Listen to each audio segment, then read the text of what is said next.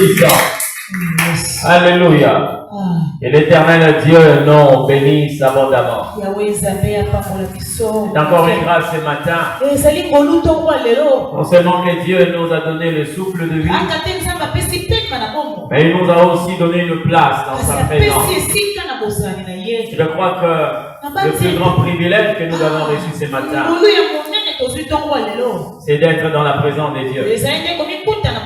J'aimerais dire à quelqu'un, ne développe pas des attitudes de manière à ce que tu sois exclu de la grâce que l'Éternel Dieu a disposée pour toi. Amen. Que la journée d'aujourd'hui soit une journée bénéfique pour toi. Et que cette rencontre soit productive dans ta vie. Nous sommes en train de parler d'un thème par rapport à ces mois. Le mois du repos et de l'accomplissement. Je vois la personne qui a modéré le mercredi a su le dire ici. À chaque instant, Dieu nous parle d'un thème. Il dispose ce que nous devons recevoir par rapport à ce thème. Et quand il nous annonce, c'est qu'il a déjà disposé une onction capable de nous octroyer. Mais quelquefois, c'est nous qui ne savons pas qu'est-ce qu'il faut développer pour y accéder. Alléluia. Nous sommes en train de parler sur le repos et l'accomplissement. Et ceux qui se sont disposés vont expérimenter le repos et l'accomplissement dont parle le Seigneur Dieu. Amen. Mais ce thème est composé de deux éléments. Le repos, l'accomplissement. Ces deux éléments doivent être compris comme autant de périodes, mais aussi une vie que l'Éternel Dieu veut. Une promesse faite par le Seigneur pour son peuple. Et nous a promis le repos, l'accomplissement. C'est ce que Dieu veut. Mais ça dépend de la manière dont nous allons nous comporter pour y accéder. Nous allons aborder ce thème séparément. C'est-à-dire, nous parlerons du repos et nous parlerons de l'accomplissement. Si nous nous posons la question de savoir qu'est-ce que le repos, faites attention de ne pas tomber dans la manière dont les hommes définissent le repos. La compréhension humaine du repos. Cela peut vous amener hors de ce que l'Éternel Dieu pense sur le repos. Lorsque les hommes parlent du repos, il s'agit certainement d'une inactivation. On ne fait rien. C'est-à-dire qu'on est dans le repos. Le repos peut être une période de cessation d'activité. Ça peut être temporaire ou encore pour toujours. Amen. Même le sommeil est considéré comme un repos.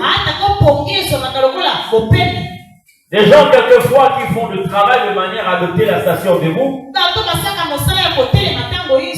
Lorsque cette personne finit son travail, il peut s'asseoir et considère ça comme un repos. Mais la question que nous devons nous poser, pour comprendre le repos de Dieu qui est tout à fait contraire du repos des hommes, ou de la manière dont les hommes définissent et comprennent le repos. La première question, si le sommeil peut être considéré comme un repos, est-ce que Dieu peut dormir? Est-ce que Dieu peut dormir? Je suis en train de nous amener à comprendre ce que c'est le repos de Dieu. Parce que nous devons y accéder. Certains sont déjà dans ces repos. Est-ce que Dieu peut dormir? La Bible a répondu déjà à cette question. Dieu ne somnole, lui ne dort. Ça veut dire que la manière dont les hommes définissent le repos, c'est tout à fait le contraire de ce que Dieu est en train de nous enseigner. Je vous pose la question. Parce que selon les hommes, Le repos peut être la réponse à une fatigue prononcée. Nous nous posons la question de savoir est-ce que Dieu peut se fatiguer? Est-ce que Dieu peut se fatiguer? Est-ce que Dieu peut accéder à une dimension où il ne fait aucune activité? Soyez incapable de faire quoi que ce soit. La réponse c'est non. C'est-à-dire la définition que les hommes donnent au repos. Ce n'est pas la même définition que Dieu donne au repos. La compréhension du repos selon Dieu n'est pas la même selon les hommes. Quand vous lisez le livre de Genèse, chapitre 1, la Bible est en train de nous parler sur les repos. Le sujet est tellement profond. Hier, pendant que le Saint-Esprit est en train de me parler sur le 7e jour,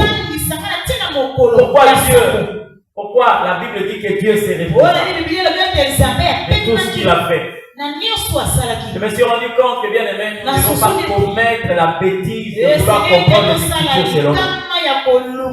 Et surtout prendre certaines réalités exprimées par l'intelligence humaine et le calquer sur les principes divins. Vous allez totalement être à côté. La Bible parle du Dieu qui se repose sur le ciel. Maintenant, comment comprendre le repos de Dieu? Parce qu'aujourd'hui, bien que nous sommes en train d'évoquer le repos, nous allons parler des éléments qui vous empêchent d'entrer dans les repos. Parce que c'est la promesse que le Seigneur nous a faite. Nous sommes au début du mois. Nous allons ici évoquer des éléments qui peuvent vous permettre d'être exclus du repos de Dieu. Alléluia. Comment comprendre le repos? Le repos de Dieu. Premièrement, c'est la possibilité de faire tout ce que Dieu veut, comme il le veut, et quand il veut. Ça va, hein? Lorsqu'on parle du repos de Dieu, c'est une vie. Là où nous sommes en train de voir ces dieux capables de faire tout ce qu'il veut, comme il veut, et quand il le veut. C'est comme ça que quand vous lisez la parole de Dieu, la Bible est en train de nous montrer des phrases qui sont en relation avec le repos. Dieu dit que la lumière soit et la lumière fut. D'accord. Et la Bible ajoute, et Dieu vit que cela était bon. Ça veut dire quoi? La manière dont Dieu a voulu que cela soit fait, c'est de cette manière-là que cela s'est passé. Et ça veut tout simplement dire qu'il n'y a aucune énergie qui peut modifier ce que l'Éternel Dieu veut faire. Vous comprenez le repos de Dieu? Okay. Lorsqu'il veut quelque chose, cela se réalise. Non seulement ça se réalise, mais tel que le Seigneur a voulu, comme il a voulu, et quand il a voulu que cela se passe. Le repos de Dieu. Comment comprendre le repos de Dieu? C'est de savoir que l'Éternel est celui qui soumet toute opposition à son autorité. C'est-à-dire l'opposition existe, mais Dieu la soumet à son autorité. Ça fait de sorte que vous expérimentez le repos. La présence d'un opposant ne signifie pas empêcher Dieu de faire ce qu'il veut faire. Je te parle du repos de Dieu. Vous savez, cet enseignement va faire de sorte que certains esprits qui te dérangent soient totalement dépliés et qu'ils soient là comme des porte-clés. Vous connaissez les porte-clés? Hein? Vous pouvez avoir une très belle chaussure. Mais personne n'a la capacité de la porter. Vous pouvez avoir une très belle voiture. Mais personne ne peut entrer dedans. C'est-à-dire que ce n'est qu'une belle posture, une forme, mais qu'on ne peut utiliser. C'est-à-dire les ennemis qui vous ont malmenés, on se rend compte qu'ils ne sont plus en mesure de le faire. Parce que vous avez compris ce que c'est le repos. Alléluia. Lorsqu'on parle du repos de Dieu, vous allez vous rendre compte. Dieu commence une chose et il l'achève. Il y a le commencement et la fin. Voyez comment comprendre le repos de Dieu. Donc, lorsqu'on parle de Dieu, il s'est reposé. Ça veut tout simplement dire que quand vous considérez son œuvre, vous vous rendez compte qu'il n'y a aucune chose qui peut empêcher Dieu de réaliser ce qu'il veut réaliser.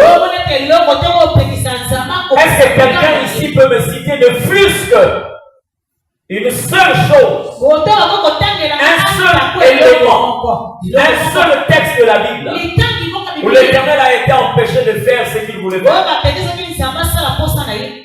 Qui a ce texte de la Bible? Mais la Bible a répondu en disant, j'agirai si opposera. J'agirai si opposera. L'Éternel nous parle d'un repos. Mais il parle de son repos. D'accord? C'est-à-dire que les hommes peuvent vous assurer un repos. Vous-même, vous pouvez créer un repos. Mais ici, nous parlons du repos de Dieu. Ceux qui doivent accéder au repos de Dieu. Maintenant, pour nous, les peuples de Dieu, qu'est-ce que nous devons comprendre par rapport au repos de Dieu? Quand nous devons accéder à son repos. Avant que je ne parle des éléments qui vous empêchent d'accéder dans le repos, je vous donne les possibilités de vivre le repos de Dieu. Premier point, c'est un parallélisme entre ce que Dieu veut et ce que nous voulons. Parce que pour nous, Dieu est un Père. Du fait qu'il nous appelle fils, nous devons avoir la capacité d'agir comme le Père. Parce que le fils, quelquefois, se différencie de l'enfant. L'enfant peut avoir la physionomie du Père, mais le fils agit comme le Père. Premier point concernant le repos de Dieu par rapport à nous. Nous devons savoir que rien ne peut nous empêcher de faire ce que Dieu veut que nous puissions faire. Comme nous devons le faire, et quand Dieu a voulu que nous puissions le faire. Ça va, non?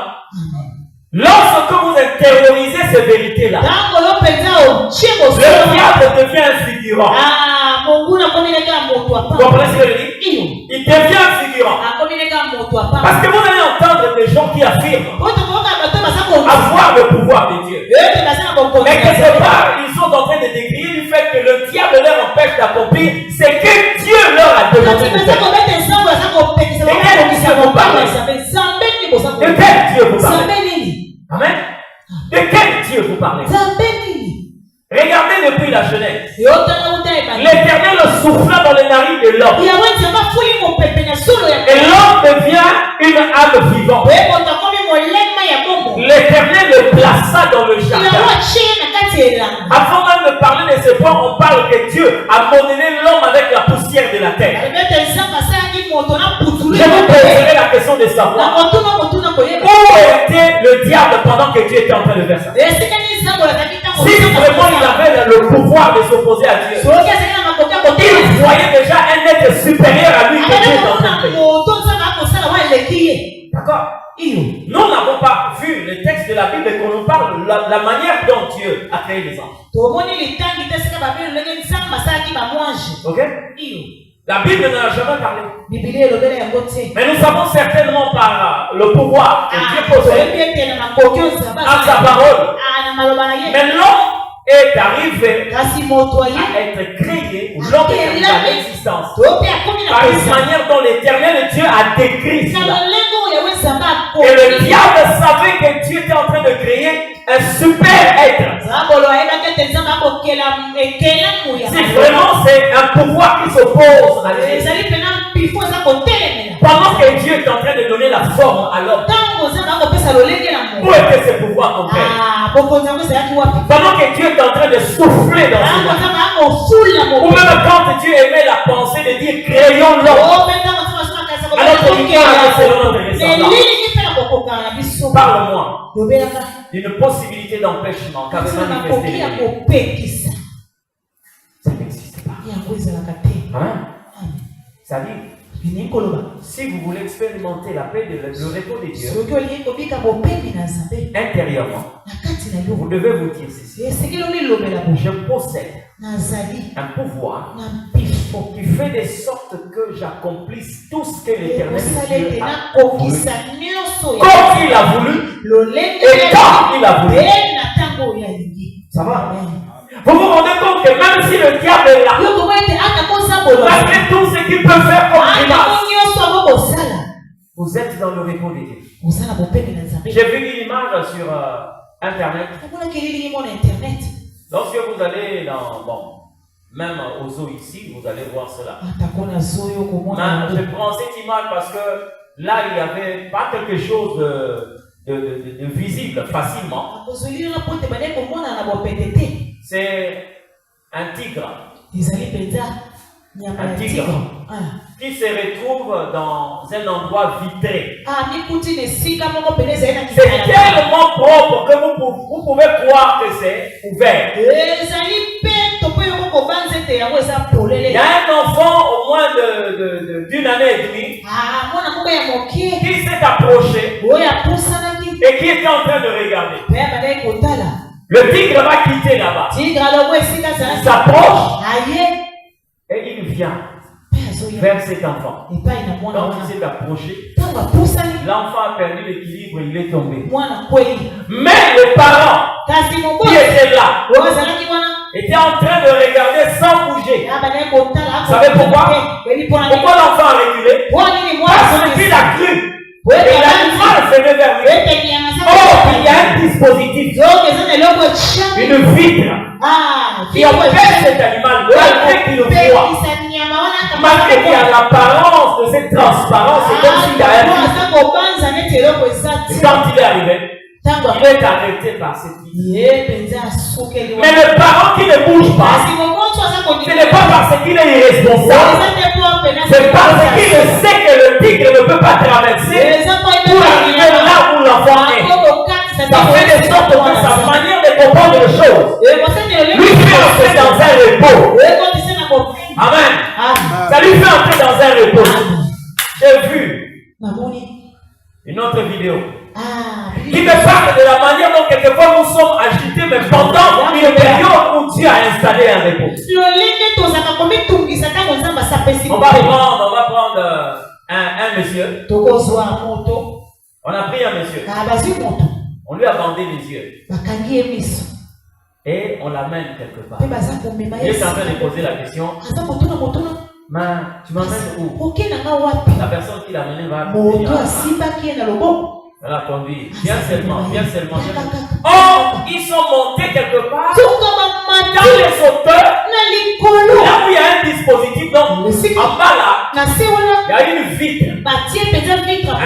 Une vitre épaisse. Mais qui te fait voir tout ce qu'il y a en bas. Maintenant, ils ont installé un programme. Lorsque quelqu'un se pose sur la vitre, c'est parce que c'est un bouton, un programme qu'ils ont eu. Alors, la vitre commence à te donner l'apparence ou l'impression de te fissurer. Hein? Lorsqu'on l'a laissé là, on lui a dit enlève le bandeau. Il a enlevé le bandeau. Il s'est rendu compte qu'il était au moins à 300 mètres de hauteur. Il a commencé à se dire, Mais qu'est-ce qui s'est passé après? Il voit maintenant la vitre commencer à se déchirer. Attention. Et maintenant, mais ça, on va vous savez pourquoi ils rigolent? Parce qu'ils savent. Amen. Maintenant, il a eu à comprendre que ce n'est qu'un jeu. Il n'y a rien. Rien ne se brise. Même quand tu le fais, il est tranquille. Il est tranquille. Car c'est quelqu'un qui, par rapport à cette position, est dans un repos. Malgré que toi tu t'agis, lui il est tranquille. Voilà le repos de Dieu. Comment vous devez comprendre le repos de Dieu? Concernant l'homme. Lorsque nous parlons du repos de Dieu, vous devez intérioriser ce principe que Dieu est alpha et oméga. C'est-à-dire le commencement et la fin. Vous savez, quand Dieu a tracé un événement, une activité, l'intervalle de ce qui doit s'accomplir, même le poison n'est pas capable d'arrêter le plan. Il est alpha et oméga, le commencement et la fin. Amen. Troisième élément, sachant que nous avons reçu un pouvoir de Dieu qui nous permet de soumettre toute opposition au pouvoir que nous avons reçu. Il a dit, je vous ai donné le pouvoir de marcher sur les scorpions, sur les serpents, sur toute puissance de l'ennemi, et rien ne pourra vous nuire. Amen. Vous saisirez le serpent.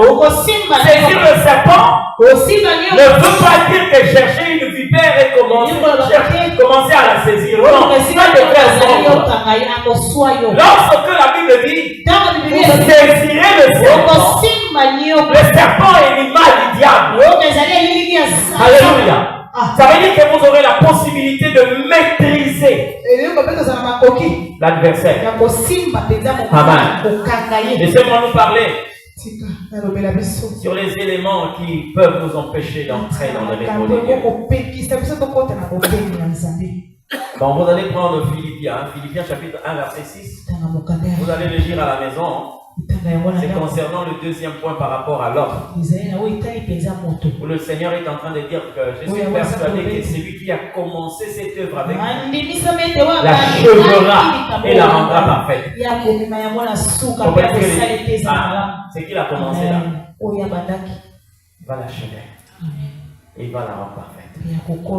Permettez-nous de lire ces textes de la Bible. Hébreux chapitre 3, versets 7 à 11.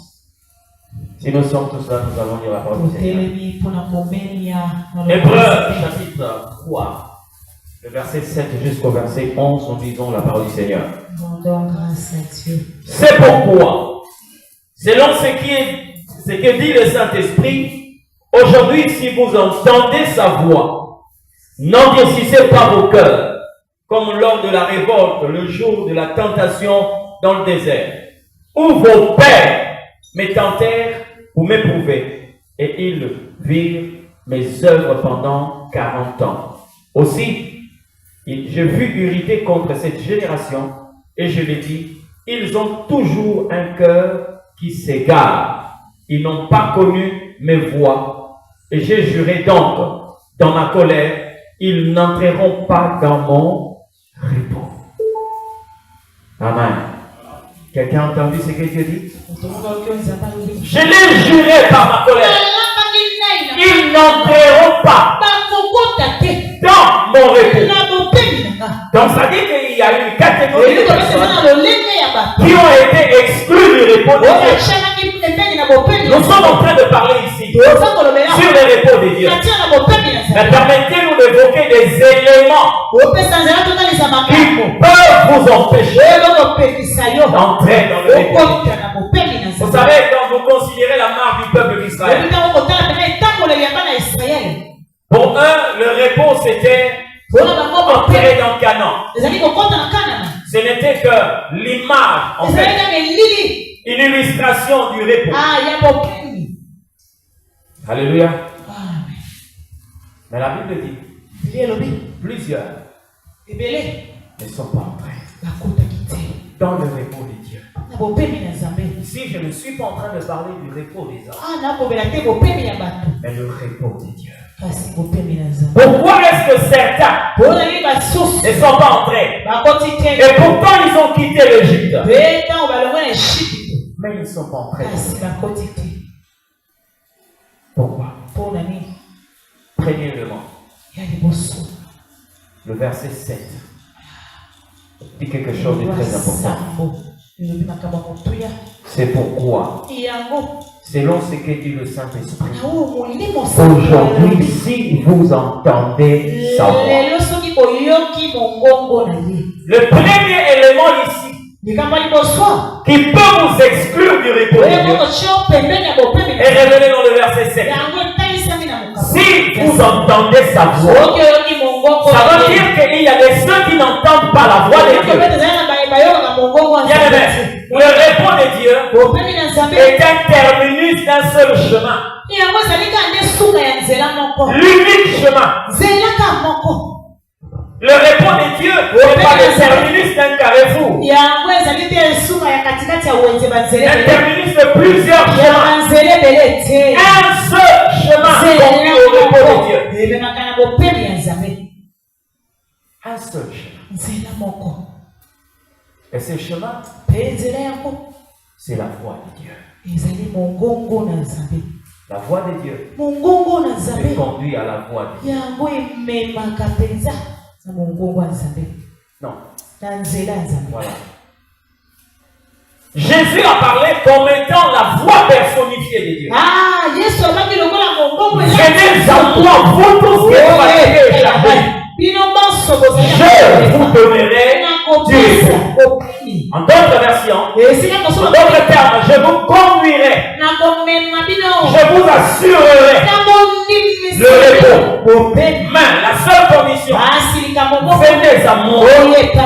Il dit, je suis le chemin, la vie et la vérité. Si vous voulez avoir le repos de Dieu, vous devez normalement avoir Jésus comme le seul chemin. C'est comme ça que quand vous regardez toutes les religions du monde, toutes les religions qui sont bâties hors de Jésus, ne peuvent jamais accéder au repos de Dieu. Jamais.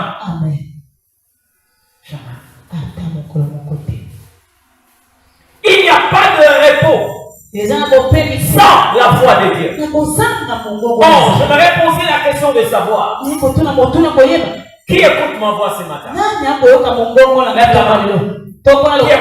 Qui écoute la voix ce matin.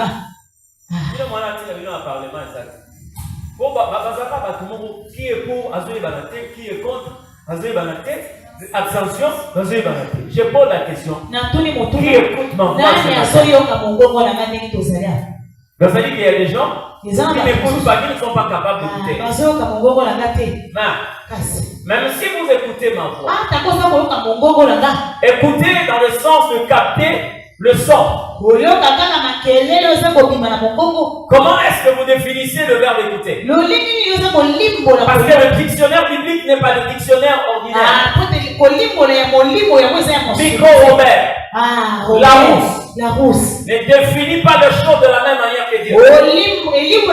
Lorsque Dieu parle d'écouter, d'entendre, il y a trois choses. Mais les deux sont quelquefois superficielles. Mais une seule chose donne un véritable sens au verbe d'écouter. Capter le son. Comprendre le langage de ses sens. Et troisièmement, agir selon le son qu'on a capté. Troisièmement, tout le monde peut écouter ma voix. Tout le monde peut capter le son, comprendre le sens. Mais tout le monde ne peut pas agir selon ce que je dis. Vous savez, c'est tout ce que le Saint-Esprit fait. C'est pour notre bien. Et nous passons quelquefois le moment d'apprentissage. Enseignement pratique. Pendant que j'ai posé la question ici, il y a des ceux qui n'ont pas aussi quelquefois réagi. Mais ils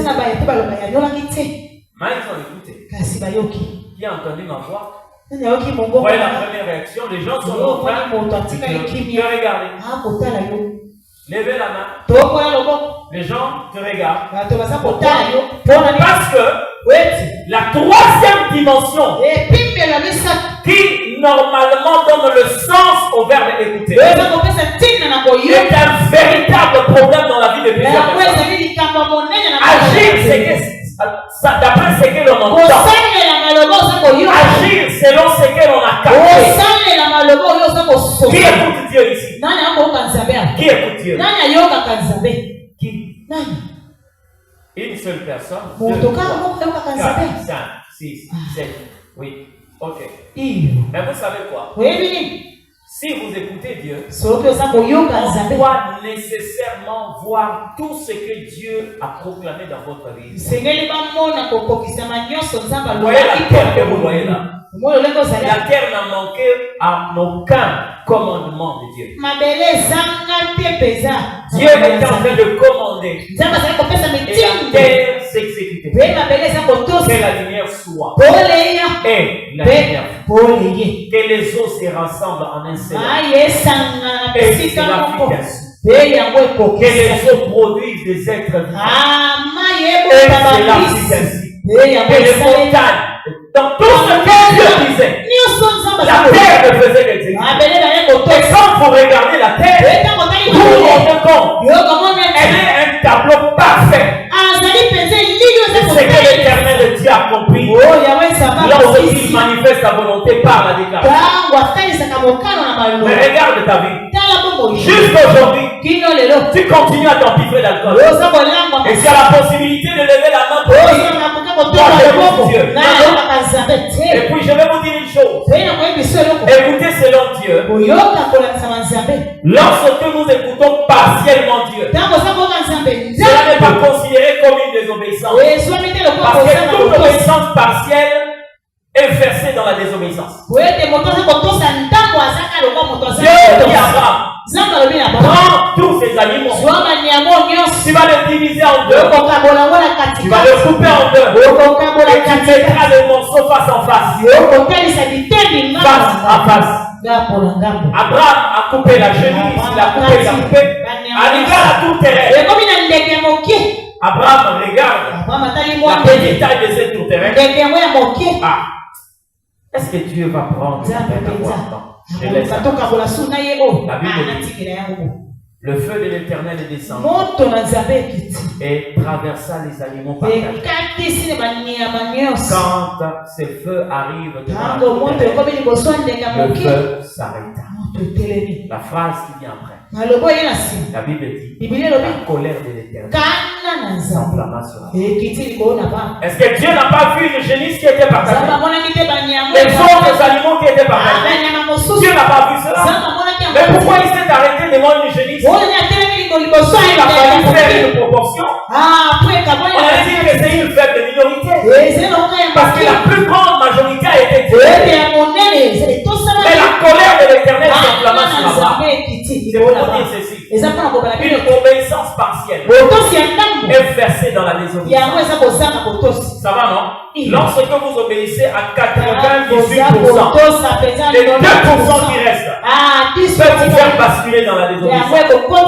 Et vous serez châtié comme quelqu'un qui a désobéi totalement. C'est pourquoi il faut faire. Je réponds à la question.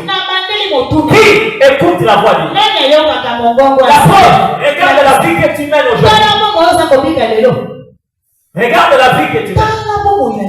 Est-ce que quand on te regarde, les gens peuvent vraiment tirer un enseignement positif en te voyant?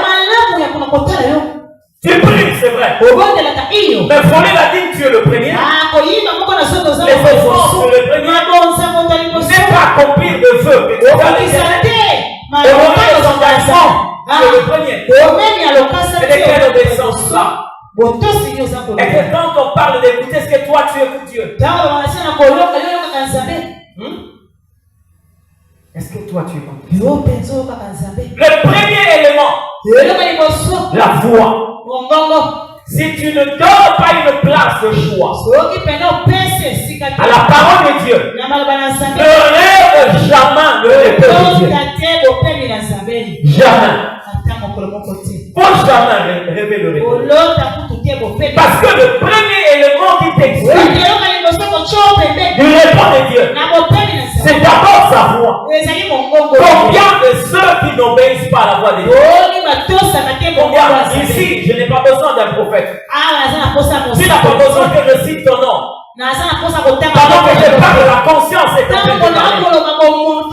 il ne faut jamais accepter que ta vie soit listée sur la deuxième partie du livre de Deutéronome 28. N'accepte jamais que ta vie soit listée sur la deuxième liste du Deutéronome 28. À partir du verset 15. Là où la Bible dit, si tu n'obéis pas à la voix de l'Éternel, voici les châtiments qui seront. C'est pas moi qui le dis. Amen. À chaque instant que tu mets de côté la parole de Dieu, tu es un candidat d'office écarté pour l'accès au repos de Dieu.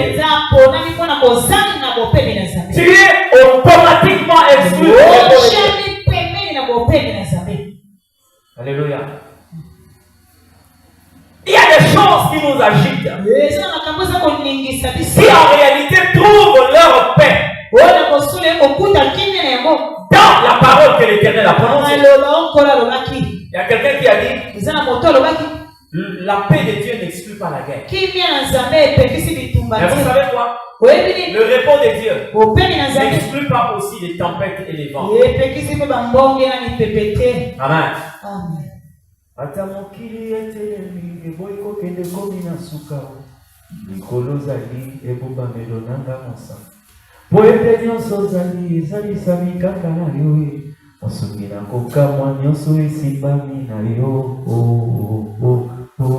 kolo elonga na ngai eza na yo Yesu na yo nde nabengi Nzambe tatanga yo nde Mubate babate ya Nzambe Yesu na yote nabengami mosantu kolo lubiko ya bayeba koganga Yesu na yote nabengami mokitani ya Nzambe na bobo mosungi na ngazali kosala na bangani nyoko. Lorsque vous écoutez cette chanson, vous vous rendez compte qu'elle est tellement profonde. Tellement profonde. La parole du repos de Dieu. Le monde que nous sommes voyés par Ogarbo, et que Dieu donne vraiment le repos à cet homme de Dieu et à son âme. Et que l'Éternel se souvient de ses enfants. Amen. C'est tellement profond. Votre repos est dans la parole de Dieu. Je me souviens encore de cette partie qui dit Ata mokilezo bukana, ata bisika na telemi.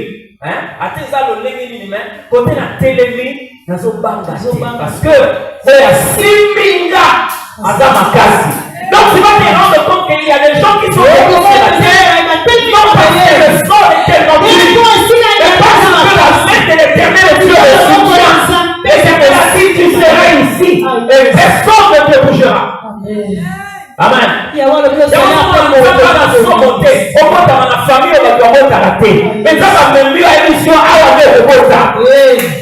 Parce que ce ne sont pas les circonstances de cette vie, mais c'est la main de l'Éternel Dieu qui te tient. C'est la parole de Dieu qui te tient. Alléluia. Vous savez quoi? Vous pouvez passer une vie. Ce que j'appelle une agitation gratuite. Stress, le roi Matabis.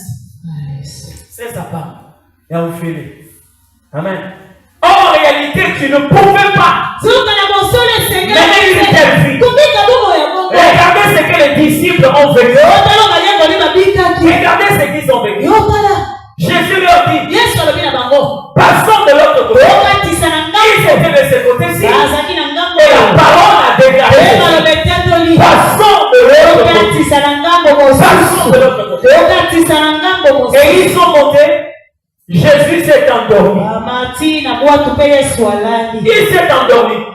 Et pourtant, celui qui était là, c'est Dieu en personne.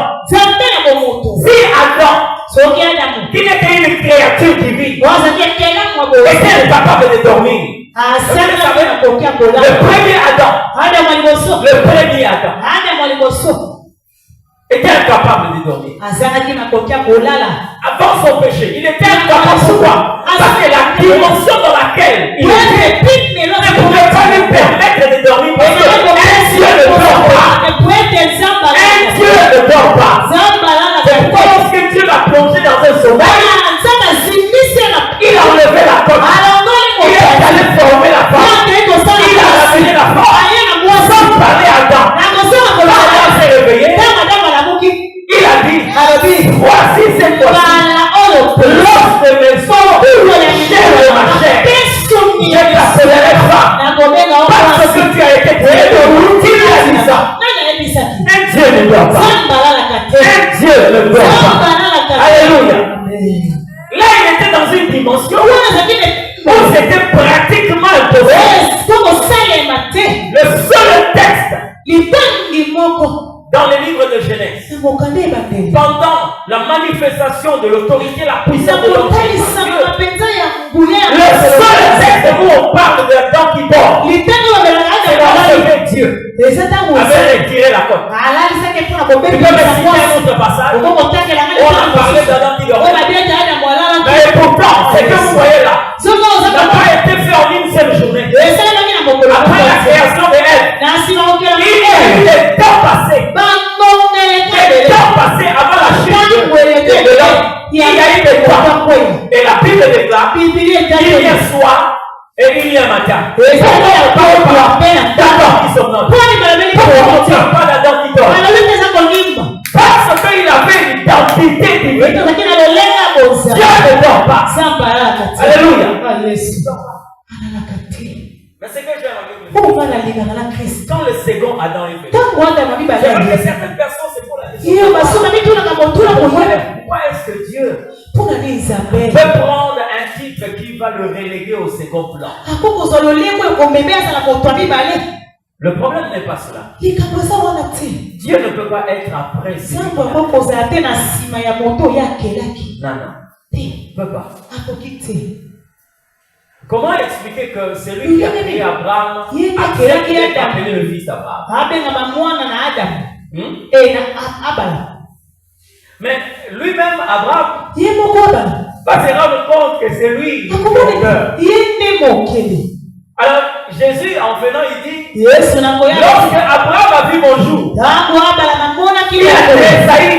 Et lui font dire comment? Toi, tu n'as même pas 30 ans. Tu as 33 ans. Et ils sont en train de dire que voilà, Abraham, ton père a vu ton jour. Je voulais leur dire simplement que j'ai existé avant lui. C'est moi qui lui ai donné son existence. C'est moi qui ai fait que Abraham soit ce qu'il est. Et il le sait très bien. Amen.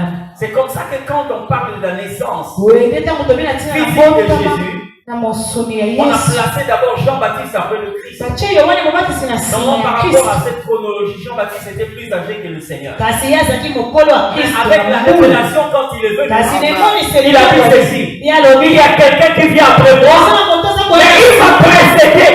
Il est celui qui vient après moi, mais il m'a précédé. Je ne suis pas digne de délier la croix de Jésus. Il affirme que celui-là ne peut pas être après moi. Non. Lorsque nous parlons du second Adam, le second Adam en réalité n'est pas celui qui est venu après Adam. Je vais ouvrir cette parenthèse, ça va nous amener quelquefois. C'est comme si ce sont les fourmis qui vont commencer à marcher dans vos têtes. Non, laissez-moi seulement continuer dans ce que je suis en train de parler par rapport à la foi.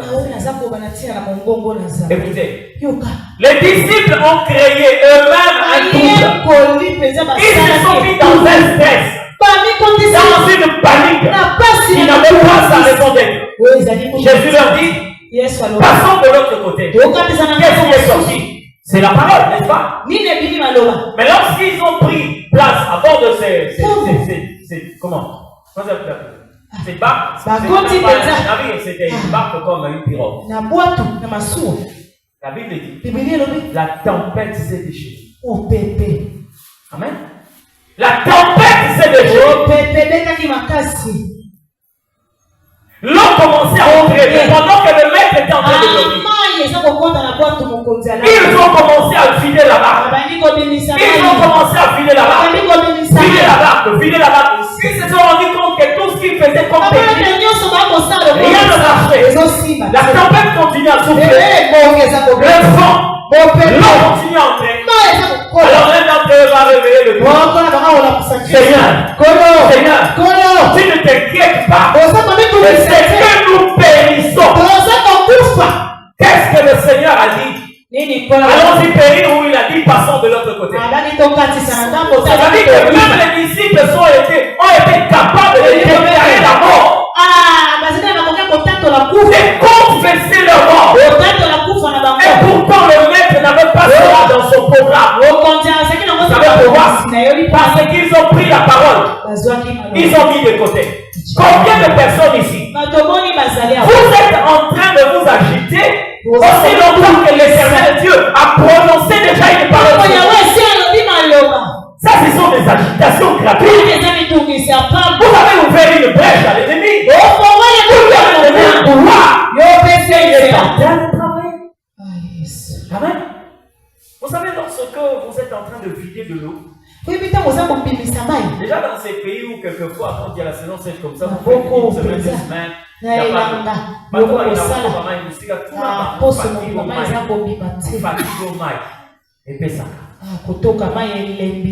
je suis en train de voir Pierre avec des muscles vraiment tendus.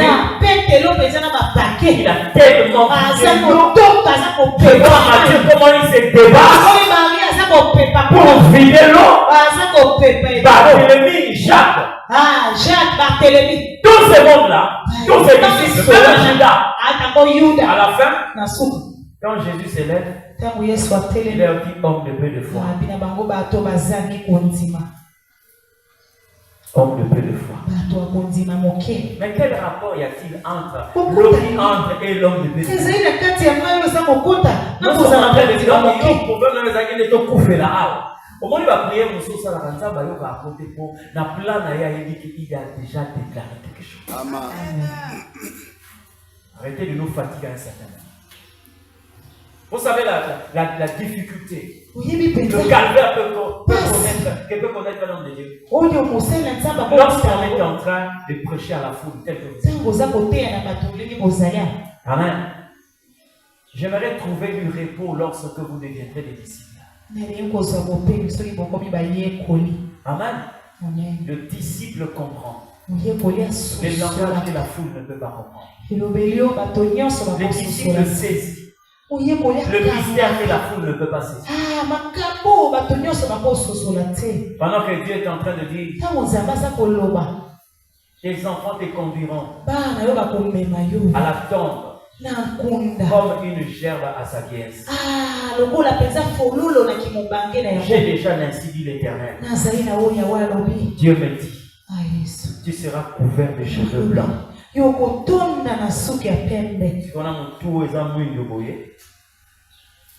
Oh non, voilà, on est en train de méditer un empoisonnement sur toi et tout ça.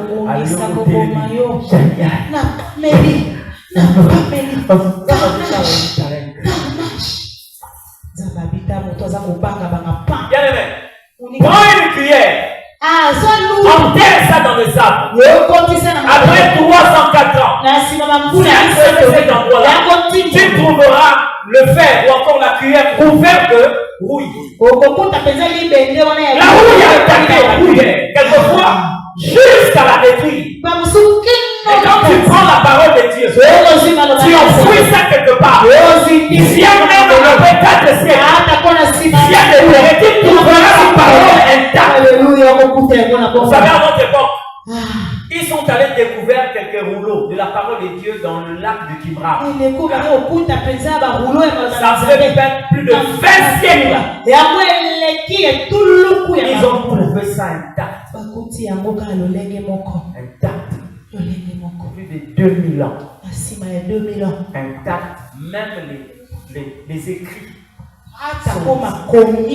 Mais dans cette mer-là, ça boule. Il y a même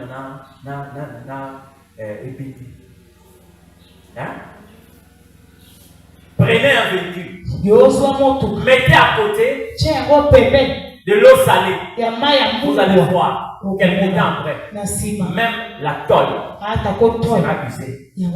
Mais ces écrits qu'ils ont découverts étaient seulement dans une sorte de rouleau, pas de papier, mais comme des peaux fines. Ils ont écrit, ils ont roulé. On a caché ça à l'intérieur. C'est comme ça qu'agissait quelquefois le prophète de l'époque. Ils ont trouvé une portion de la parole. La chose curieuse, quand ils ont déroulé, les écrits étaient là. Amen. Ici dans ces pays, il y a une femme dont la maison est partie en incendie. Tout est brûlé. Quand elle arrive, là où il y avait rien que des cendres, elle a trouvé une seule chose. La Bible. Vous avez suivi ça? Non. Moi, je suis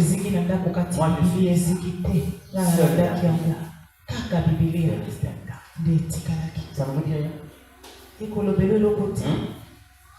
Vous avez l'agitation, vous avez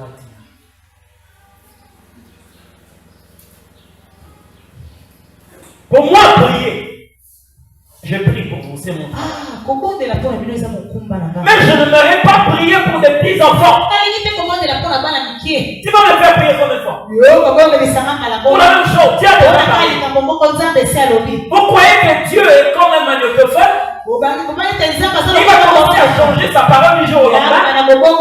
Non, mais c'est qu'il a dit, il a dit. Écoutez, même un homme avec un pouvoir passager. Pilate a déclaré ce que j'ai écrit, je l'ai écrit. Et à plus forte raison, Dieu. C'est lui qui incarne le pouvoir absolu. À plus forte raison, Dieu.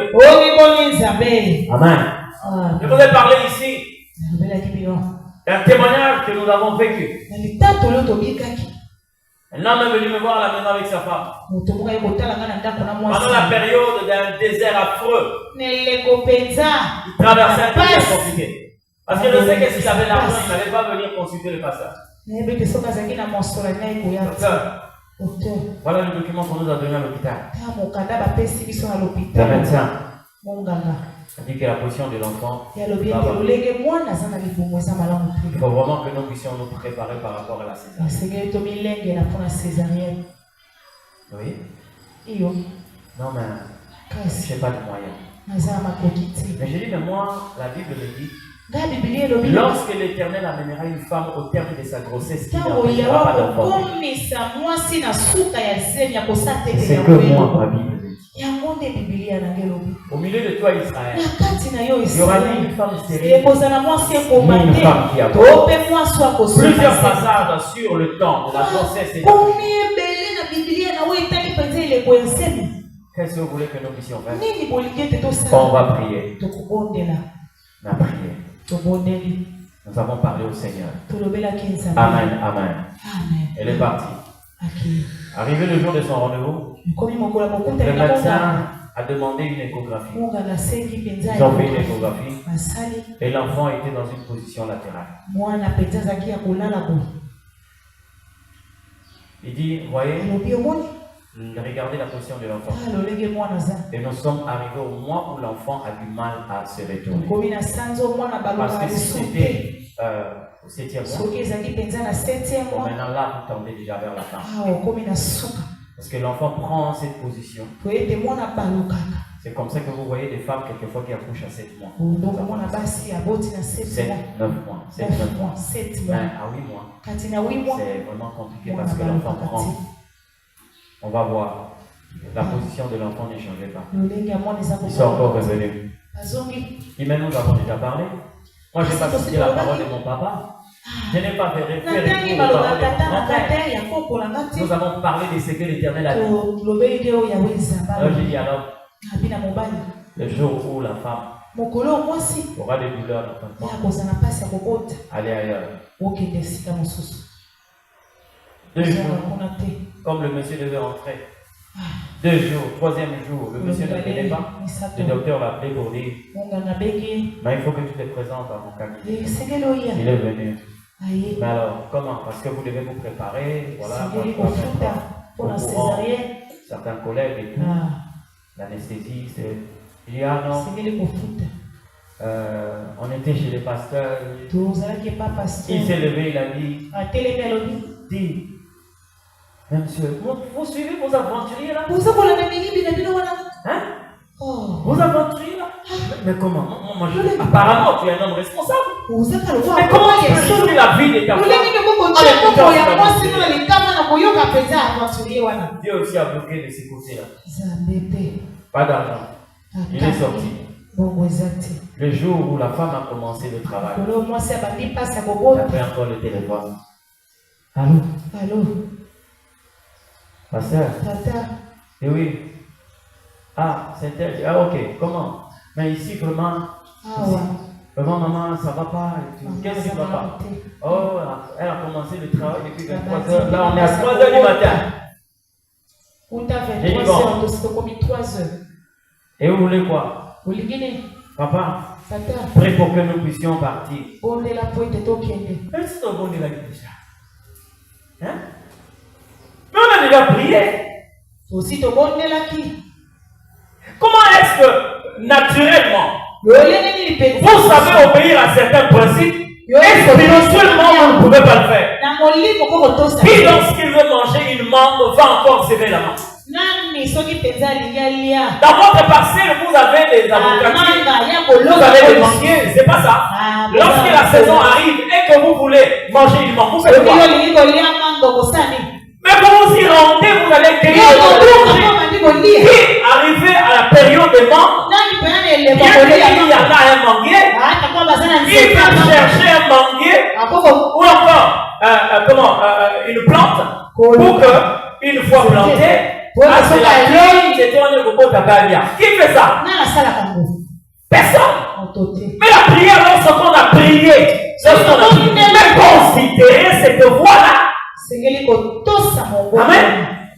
Considérez cette voie. La prière n'est pas une carte bancaire qu'il faut aller renouveler lorsque ça expire. Non. Ça montre la suffisance que vous n'avez pas une considération vis-à-vis de la parole de Dieu. Amen. Et les disciples ont commencé à paniquer. Cet homme-là, bon, j'ai prié pour le rassurer. Mais en réalité, moi, je savais que tout a été fait. Ils sont partis. Arrivé dans un autre centre, on a accueilli la femme. Chaque femme et tout, voilà. Elle-même a dit, papa, j'avais mal. J'avais très mal. Mélangé à la peur. On est entré dans la salle d'accouchement. On a commencé à me poser des questions. Voilà, mais comment, voilà. Et vous avez fait, est-ce que vous avez marché pendant... Lorsque a vu seulement la salle de femme prendre des gants. Vous avez apporté des gants. Elle dit à l'autre, viens. Viens. On dirait qu'elle est déjà prête. Je suis en train de voir, déjà ça c'est la tête. On va commencer à parler à l'autre. Papa,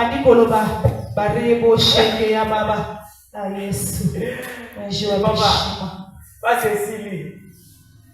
Quand on nous parle à l'autre, pour parler à l'autre, aux autres, c'est comme si, c'est-à-dire, je ne sais pas expliquer ça. J'ai commencé à parler à l'autre.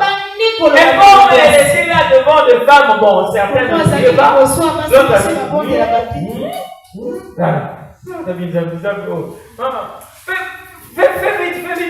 dit, l'enfant est sorti. Correct. Alors, vous savez le passage qui dit ils changeront d'avis. Quelques semaines après, quand le monsieur est passé par le médecin, il dit, alors, quelle est la suite? Comment ta femme? Il dit non, ça va. Et tu n'es plus passé. Non, parce que elle a déjà mis au monde. Comment ça? Il dit non, pas la voix normale. Quel bonhomme de l'homme de Dieu avait dit? C'est comme ça qu'on est parti. Ces jours-là, on n'avait pas le temps de vous contacter. On est parti. En tout cas, elle a couché. En tout cas, c'est tout correct. Écoutez sa réaction. Vos magiciens là, nous bénissons l'Éternel parce qu'on est parti des escrocs aux magiciens. Donc, quelque part, il a compris qu'il y a un pouvoir que l'homme ne peut pas avoir si ce n'est une dimension surnaturelle. Alléluia. Les disciples se sont mis dans une panique pour rien. Nous allons périr. Quand Jésus s'élève, il dit à la tempête, calme-toi. La tempête s'est calmée. Et il leur dit, homme de peu de foi. Pourquoi avez-vous peur? Ils ont compris bien, mais la foi n'est pas basée sur l'argent. La foi ne repose pas sur le bien matériel. La foi est produite par la parole de Dieu. La Bible dit dans le livre de Romains, la foi vient de ce qu'on entend. Et ce qu'on entend vient de la parole de Dieu. Qu'est-ce que tu as entendu? Vous croyez que nous, pour être comme ça, on n'a pas entendu des menaces? C'est ce que l'Éternel a déclaré. C'est ce qui nous tient. Parle de ce que tu veux. Déclare ce que tu veux. Tu peux commencer à sculpter ma famille. Commencer à comprendre le méfait. Les liens. Mais moi, je suis à croire ce que l'Éternel a dit. Il n'y a personne qui peut m'enlever de la terre si l'Éternel n'a pas parlé. Si les circonstances ne peuvent me déplacer, c'est là où l'Éternel Dieu m'a planté. Écoute-moi très bien. Un menuisier peut enfoncer un clou dans un bois. Un autre menuisier peut venir dans le laisser couler avec la lâche.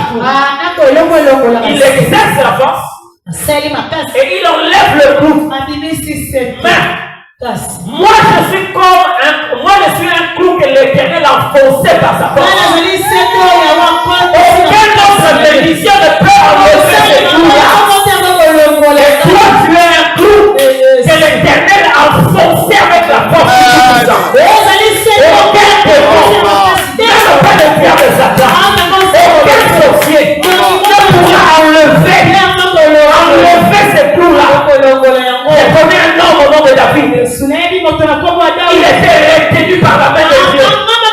Mais il était menacé par un roi qui a pris à sa solde toute une armée.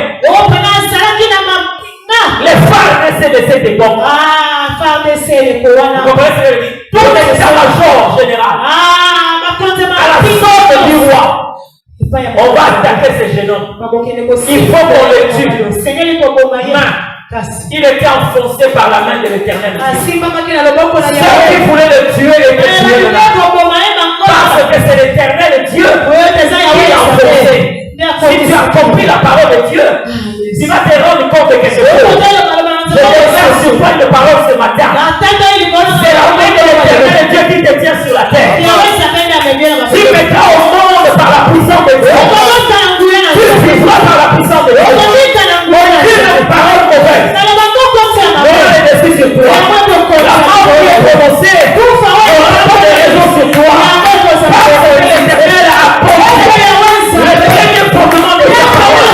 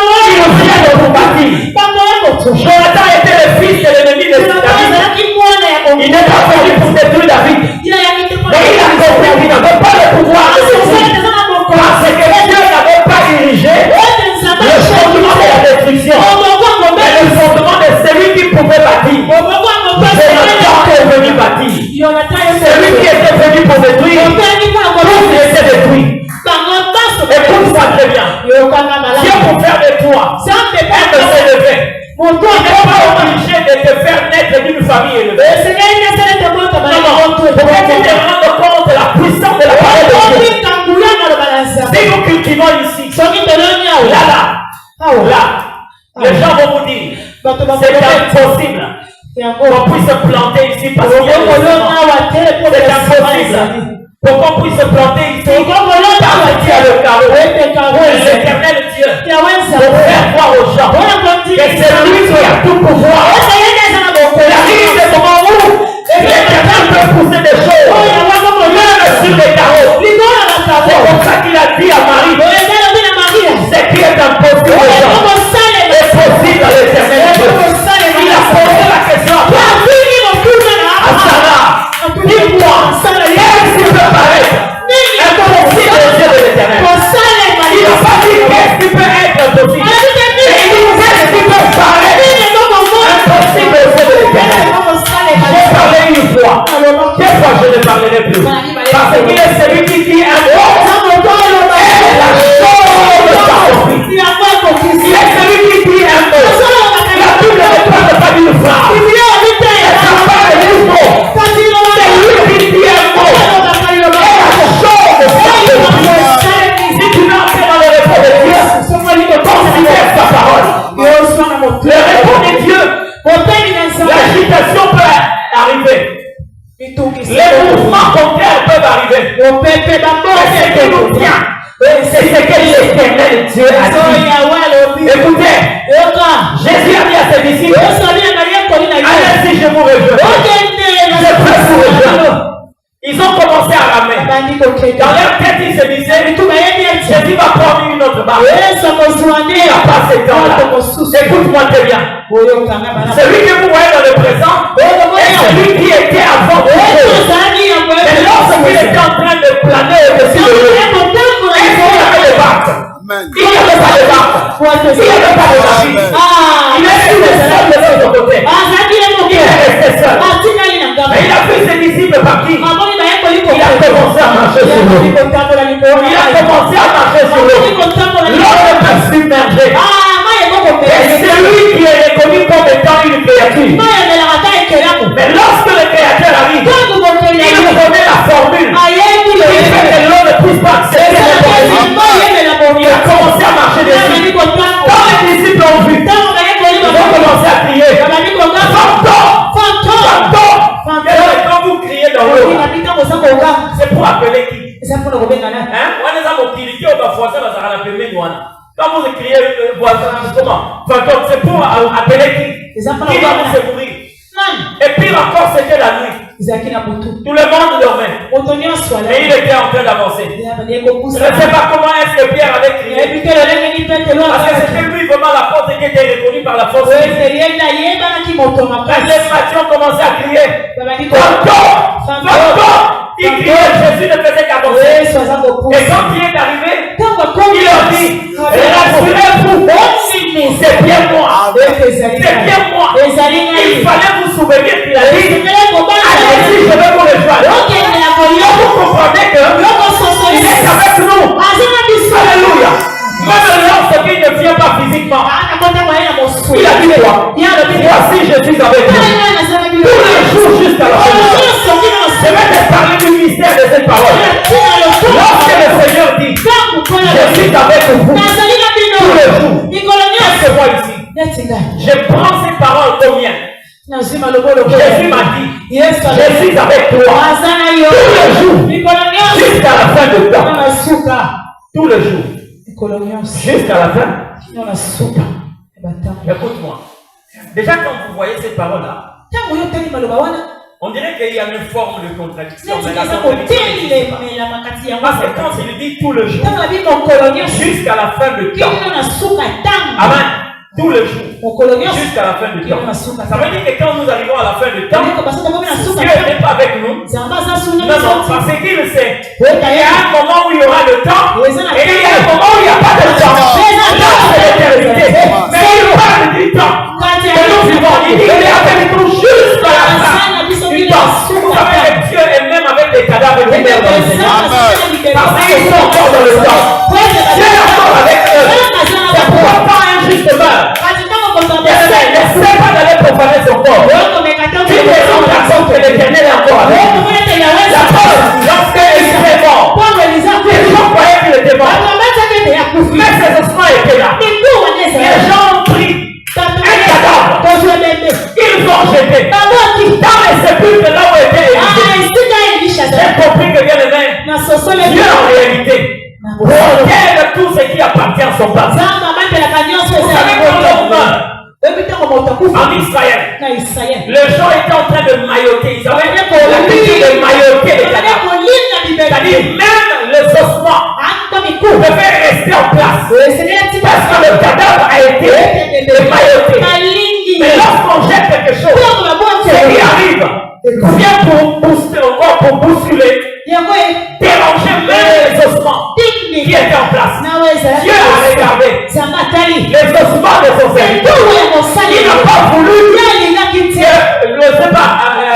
la colonne soit éparpillée. Il n'a pas voulu que le féminin soit à gauche et à droite. Lorsque la Bible dit, lorsque le cadavre a touché seulement les ossements d'Élisée, il était ressuscité. Vous savez pourquoi? Il n'est pas passé sur les ossements. Mais il a seulement touché. Dieu a même sécurisé les ossements. Et il donne un message en disant que il est encore avec moi. Je suis avec lui. Je suis encore avec lui. Là où il était incapable de lever la main, de toucher à mort, que c'est de révéler aux hommes. Il est encore. Vous savez quoi? Ce texte est tellement profond. Je suis avec toi. Ça veut tout simplement dire tout ce qui se fait contre toi, tout ce qui se prépare contre toi, Dieu est là. Il y a des gens qui invitent Dieu là où ils sont. Lorsqu'ils citent le nom de celui qui appartient à Dieu. C'est-à-dire lorsque les gens se réunissent pour dire comment est-ce que nous allons en sorcerer. Parce qu'il a dit, je serai avec toi tous les jours de la vie jusqu'à la fin de toi. Tout ce qui se prépare contre toi, Dieu est là. C'est pourquoi tu vas te rendre compte. Pendant que les gens sont en train de se comporter contre toi, ça va suivre à même temps de l'émotion.